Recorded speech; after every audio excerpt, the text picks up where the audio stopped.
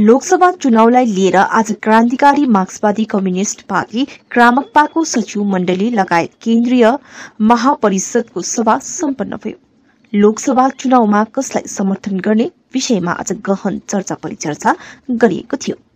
केन्द्रीय कमिटिका अध्यक्ष जेबी राईको अध्यक्षतामा सम्पन्न भएको यस सभामा क्रामक्पाका नेतृत्वगण लगायत केन्द्रीय परामर्श समितिका अध्यक्ष एवं पूर्व सांसद आरबी राईको पनि प्रमुख उपस्थिति रहेको थियो। भारतीय गोर्खाहरूको राजनीतिक सुरक्षा अनि अलग राज्यको माग नै क्रामक्पाको मुख्य मुद्दा रहेको अनि यस मुद्दालाई केवल भारतीय जनता पार्टीले मात्र समर्थन गर्ने अनि पार लगाउनेछ भन्ने विषयलाई आत्मसात गर्दै यसचोटि पनि क्रामक्पाले भाजपालाई नै समर्थन जनाउने सभाले निर्णय लिएको केन्द्रीय कमिटिका अध्यक्ष जेबी राईले जानकारी गराए। विशेष गरेर आज यो 18औं लोकसभा चुनाव विषयलाई लिएर जुन प्रकारको चर्चाहरू चलिरहेको छ यस विषयलाई लिएर क्रान्तिकारी मार्क्सवादी कम्युनिस्ट पार्टीको राउन्ड द क्लक मिटिङ चलिरहेको नै थियो। यो भन्दा अघि पनि हामीले 3-4 चरणमा पार्टीको केन्द्रीय कमिटीको सचिव मण्डलीको सभाहरू हामीले गर्यौं। निष्कर्ष निस्कन सकिरहेको थिएन र तपाईहरुलाई थाहा छ है, चुनाव आयोगले यो चुनाव घोषणा गरिसकेपछि क्रामक्पा एउटा राजनीतिक दल भएको कारणले गर्दा यो चुनावमा क्रामक्पाको पनि भूमिका, पार्टीको भूमिका एउटा राजनीतिक दलको हैसियतमा यो चुनावमा महत्त्वपूर्ण भूमिका रहँदछ। अनि क्रामक्पाले जातीय अस्तित्व र अस्मिता सँगसँगै वर्गीय मुक्तिको कुरालाई उठान गरिरहेको हुँदा यसको वर्गीय र जातीय उन्मुक्तिको निम्ति नै पार्टीले यो चुनावमा आफ्नो अडान स्पष्ट राख्नै पर्ने एउटा राजनीतिक दलको धर्म भएको नातामा आज बिहानदेखि नै लगातार हाम्रो सभाहरू चल्यो। यो सभा सचिव मण्डलीको सभा, त्यसपछि पार्टीको केन्द्रीय महापरिषदको सभा अनि सबै केन्द्रीय नेतृत्व, पार्टीको नेतृत्वहरूबाट यो चुनावमा हाम्रो भूमिका के हुन्छ, यो चुनावमा कसलाई समर्थन गर्नुपर्ने हो भन्ने विषयमा चर्चाहरू गरियो। अनि सभाको सभापतित्व पार्टीका केन्द्रीय कमिटीका अध्यक्ष कमरेड जेबी राई को सभापतित्वमा सम्पन्न भयो। सँगसँगै दुवैवटा सभामा पार्टीका केन्द्रीय परामर्श समितिका अध्यक्ष आदरणीय कमरेड आरबी राईको पनि विशेष उपस्थिति रहेको थियो र यो सभामा लिएका निर्णयहरू आगामी दिनमा गोर्खा जातिको अस्तित्व र अस्मिता सँगसँगै पश्चिम बङ्गालमा जुन प्रकारको तृणमूल कांग्रेसको सरकार, जुन सरकारले गोर्खा जातिको अस्तित्व र अस्मितालाई तहस नहस पार्नको निम्ति नै जुन राजनीति गरिरहेको छ, यसलाई रोक्नको निम्ति हाम्रो प्रमुख दायित्व रहेको कुरा आज कसैको आँखाबाट लुकेको छैन। यद्यपि पहाडमा विभिन्न चरणमा हाम्रो जातीय एकतालाई अथवा यहाँका राजनीतिक दलहरूलाई एकीकरण गर्ने स्वार्थमा क्रामक्पाले निरन्तर आजभन्दा अघिदेखि नै है प्रयास गरेर आइरहेको भए तापनि क्षेत्रीय राजनीतिक दलहरूलाई लिएर गर्ने गठबन्धन एकाइ त्यो बन्न सकेन। यद्यपि क्रामक्पा भारतीय जनता पार्टीको गठबन्धनमा रहेको एउटा सहयोगी दल हो। 2019 को चुनावमा हामीले भारतीय जनता पार्टीका उम्मेदवार राजु विष्टजीलाई हाम्रो दुईवटा, विशेष गरेर दुईवटा मुद्दाहरू, स्थायी राजनीतिक समाधान अनि गोर्खाहरूलाई, गोर्खा जातिको 11वटा कम्युनिटीलाई ट्राइबल कम्युनिटीमा बनाउनुपर्छ भन्ने मुद्दालाई लिएर हामीले समर्थन गरेका थियौँ। लगातार त्यो 5 वर्षको कार्यकालभित्रको बीजेपीको जुन कार्यहरू छ यसलाई पनि लिएर हामीले समीक्षा गर्यौं र समीक्षापछि जुन निर्णय लिएको छ आजको सभाको निर्णय, त्यो निर्णय बारेमा पार्टीका प्रेसिडेन्ट कमरेड जेबी राईले तपाईहरुलाई यो प्रेस मार्फत जनाउनु हुनेछ। त हाम्रा प्रेस प्रवक्ता भाइ अरुणले पार्टीको अडान निर्णय सम्बन्धी अहिलेसम्मका गतिविधिहरू सम्बन्धी जुन विचारहरू तपाईहरुको अघि राख्नुभयो र त्यही विचारहरूलाई एउटा चूडान्त निर्णयमा ल्याउनको निम्ति आज जुन महापरिषदको सभामा हामीले निर्णय लियौँ कि क्रामाक्पा पार्टी अलग राज्य गोर्खाल्यान्डको नामकरण गरेर त्यसको प्राप्तिको निम्ति नै गठन भएको पार्टी हुनाका कारणले जुन अलग राज्यको मागसँग भारतीय गोर्खाहरूको राजनीतिक सुरक्षा र हाम्रो जुन चाहिँ चिनारीको प्रश्न छ त्यसलाई साकार बनाउनको निम्ति हामीले गरेका प्रयासहरू अहिलेसम्म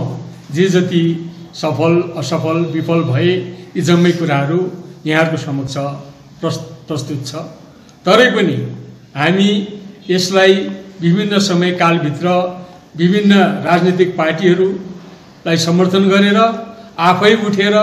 भूमिपुत्रहरूलाई पनि हाम्रो समर्थनमा उम्मेदवार बनाएर कहिले कांग्रेसलाई कहिले बीजेपीलाई समर्थन गर्दै आएको भए तापनि हाम्रो मुद्दा भने जस्तो प्रकारले अहिले यसले आफ्नो गति समाप्न सकिरहेको छैन। तरै पनि एकापट्टि हाम्रो अस्तित्वको सवाल छ भनेदेखिलाई अर्कोपट्टि हाम्रो स्थानीय राजनीतिक पार्टी र स्थानीय राज्य सरकारले जुन प्रकारले हाम्रो जातिलाई नै तहस नहस पारेर हाम्रो मुद्दालाई सधैँभरि यस भूमिबाट यस देशबाट निर्मूल पार्ने जुन प्रचेष्टा गरिरहेको छ यसको प्रतिवादमा हामी सबै मिलेर केही गरौँ भन्ने प्रयास गर्दा गर्दै पनि हामी सबै एक हुन नसकेपछि आज हामीले हाम्रो मुद्दालाई कसले यसलाई सही ढङ्गमा अगाडि बढाएर लिएर जान सक्छ भन्ने निर्कोल गर्दा हामीले दुईटा प्रमुख सवालहरू हाम्रो अगाडि देखा पर्यो। एकपट्टि राज्य सरकारको पार्टी र उहाँहरूको दलले हाम्रो गोर्खाहरूको भारतमा कुनै मुद्दा नै छैन, विकास गर्दै गएपछि मुद्दा आफै सकिएर जान्छ, मुद्दा हराएर जान्छ भन्ने वक्तव्य दिइसकेपछि यसमाथि हामीले हाम्रो जातिलाई नै जसरी निर्मूल पार्ने षड्यन्त्र अझै गहन रूपमा रचेर हाम्रै मान्छेलाई हाम्रो विरुद्धमा उठाएर जुन प्रकारको षड्यन्त्र गरिरहेको छ यसको प्रतिवादमा हाम्रो मुद्दालाई पार लगाउन सक्ने हाम्रो मुद्दालाई समर्थन गर्ने एउटै मात्र राजनीतिक पार्टी भएको हुना बीजेपी भएको हुनाले अन्य राजनीतिक पार्टीहरू कसैले पनि अहिलेसम्म ठुला राजनीतिक पार्टीहरूले हाम्रो मुद्दालाई लिएर विचार विमर्श पनि नगरेको हुँदा बीजेपीलाई नै समर्थन गरेर हामी हाम्रो मुद्दालाई पार लगाउनुपर्छ भन्ने आजको सभाले निर्णय लिएको छ र आगामी 26 अप्रिलमा हुने दार्जिलिङ लोकसभा समष्टिको चुनावमा क्रामाक्पा पार्टीले हाम्रा दुईवटा मुद्दालाई विषय प्रधानता दिएर र अन्य धेरैवटा राजनीतिक सवालहरू र प्रगतिमूलक कार्यक्रमहरूलाई पनि यस मुद्दासँग समावेश गराएर कसरी समाधान गरेर अगाडि लान सकिन्छ त्यसमाथि विचार विमर्श गरेर निर्णय लिने र बीजेपी पार्टीलाई फेरि अघि जस्तै उनीहरूले जसरी हाम्रो मुद्दालाई राष्ट्रिय उनीहरूको घोषणा पत्रमा समावेश गराएका थिए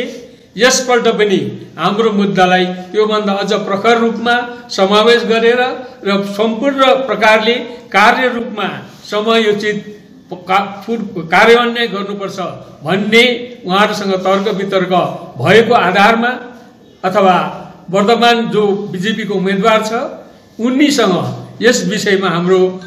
सम्पूर्ण चूडान्त निर्णय भइसकेको र हाम्रो मुद्दाहरूलाई स्वीकार गरिसकेको र उहाँहरूले हामीलाई हाम्रो मुद्दा पार लगाउनको निम्ति हामी प्रयासरत छौँ र यसलाई हामी सफल गराउने फेरि पनि प्रयास गर्छौँ भनेर पत्र पठाइसकेको हुनाले गर्दा आजको सभाले यो निर्णय लियो कि आउँदो लोकसभा चुनावमा क्रामाक्पा पार्टीले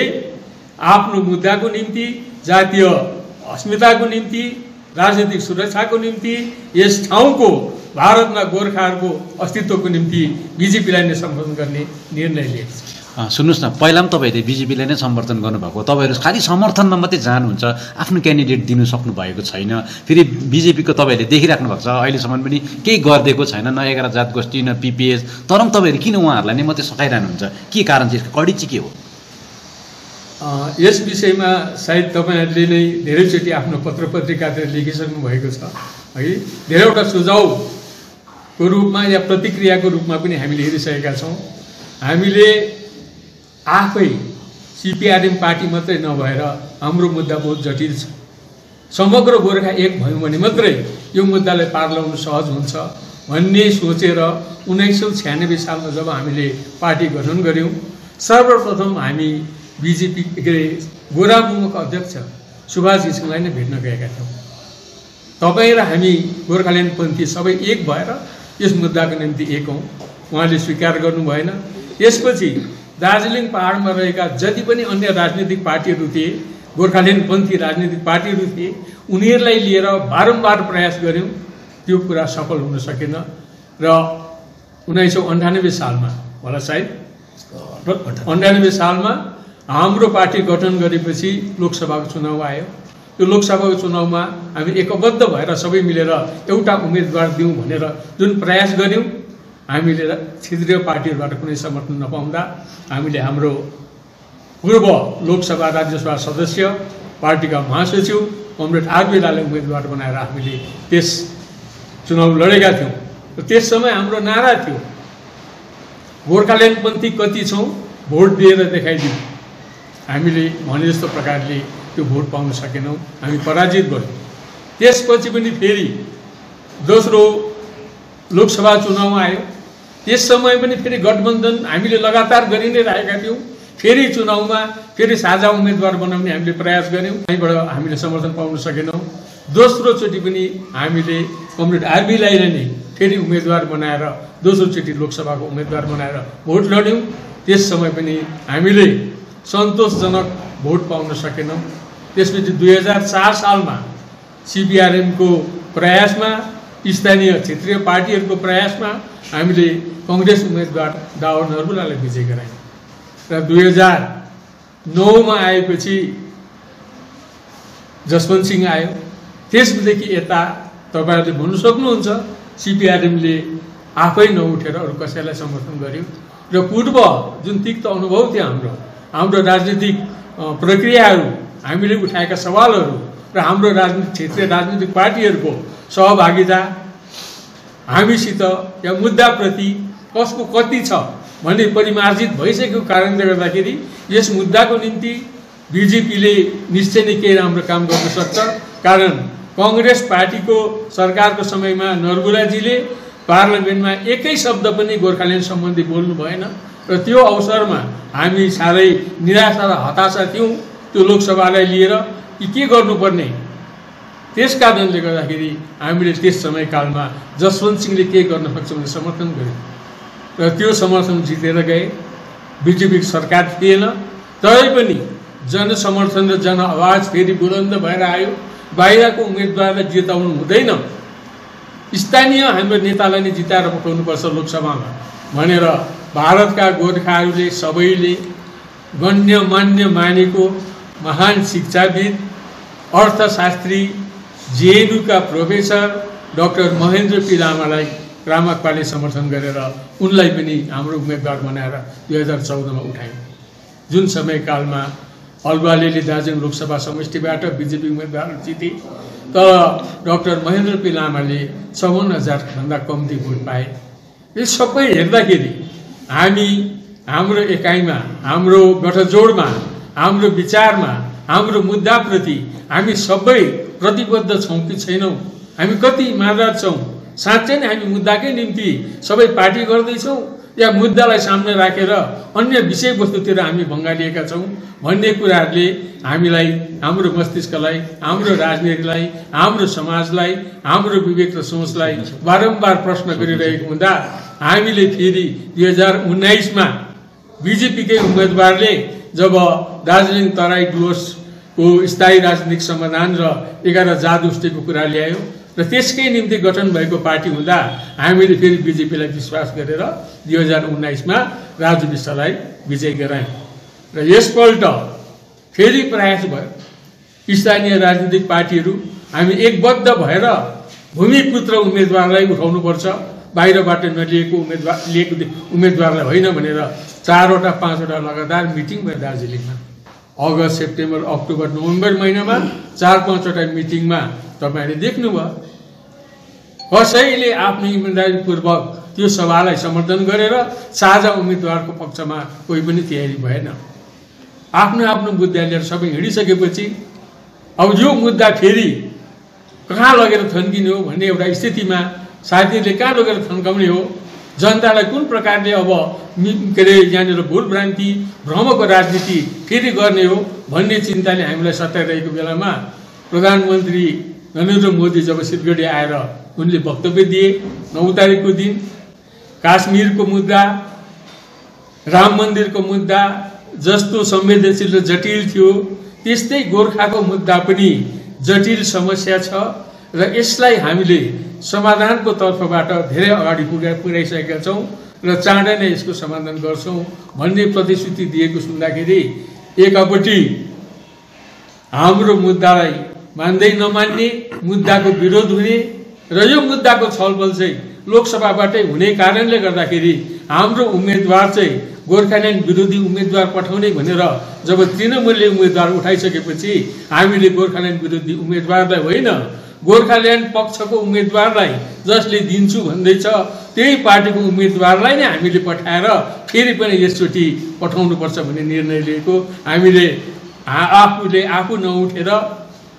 किन चाहिँ अरूलाई मात्रै सघायो भन्ने कुरा चाहिँ यो बितेका घटनाहरूले यसरी हामीलाई यो अवस्थामा बिजेपीलाई समर्थन गराउने निर्णय र भारतीय गोर्खाहरूको समर्थनमा यही नै सही निर्णय हो भन्ने निष्कर्षमा हामीलाई पुर्याएको छ।